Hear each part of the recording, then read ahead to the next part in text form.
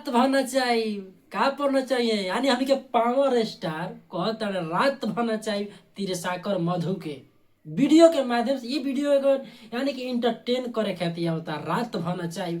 कहा से कि काफी दिन से हमनी के भाई के यानी हमनी के भैया के पावर स्टार भैया के गाना मार्केट में नहीं किया। होली के भी गाना अगर बात करें जाए तो होली के भी गाना बहुत सारा बहुत सब कोई उम्मीद कैले रहे, हमारे कमेंट के माध्यम से भी आई रहे एगो हमनी के होली के पोस्टर लॉन्च कैले रहे जा कि भैया अब कहिया गाना आई। तो थोड़ा भैया के थोड़ा प्रेशर चुनाव के लेकर थोड़ा माहौल गड़बड़ाई रही एक के वजह से भैया थोड़ा ध्यान ना दिल, लेकिन अब फाइनली रउआ लोग के बता देता नहीं कि भैया गाना पर ध्यान फुल्ली दिए आ फुल्ली एकदम रोक बता देता नहीं एकदम बैक टू बैक आई। ई गाना रात भरना चाहिए कहाँ से आई कौन चैनल से आई पूरा वीडियो अगर देखिएगा तभी मालूम चलेगा। काहे कि वीडियो में कभी भी कहीं भी बताइला ई नहीं कि कभी बता दे। अगर पावर स्टार भैया का अगर फैन हो लोग ये चैनल का सबसे पहले कमेंट के माध्यम से सब्सक्राइब करिए चाहे मत करिए, लेकिन कमेंट के माध्यम से बताइए कि एक बात और बता देता नहीं कि लोग कहला अरे शेर बुढ़ाई तो घास थोड़े खाई मांसे खाला भाई मांस खाला मांस। ई बाघवा बोलेला ना सब कोई के मालूम बा जब मूड ऐसन की नु तो फिर कोई ना टिकी मार्केट में।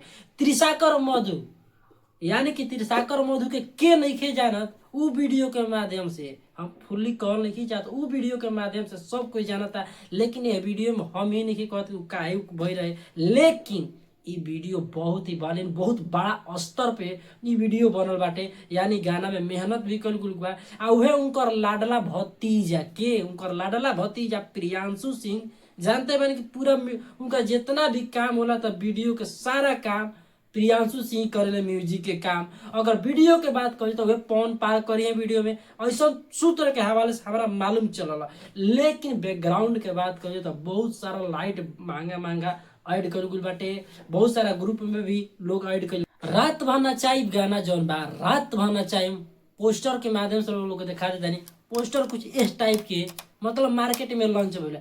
लेकिन ई जौन गाना बा वेब कंपनी से आवे वाला बा, ठीक बा वेब कंपनी से आवे वाला बा कि नहीं के इहो मालूम चली यही वीडियो के माध्यम से। अगर फुल वीडियो वॉच करम तभी मालूम चली कि गाना आई कि नहीं ना तो मूर्ख बनत रहे के बा का मूर्ख कोसे घोड़ा के तरह बनत रह हिनकर थंबनेल देखो हुनकर यूट्यूब पर जाके देखो कहाँ से गाना आवेला बा।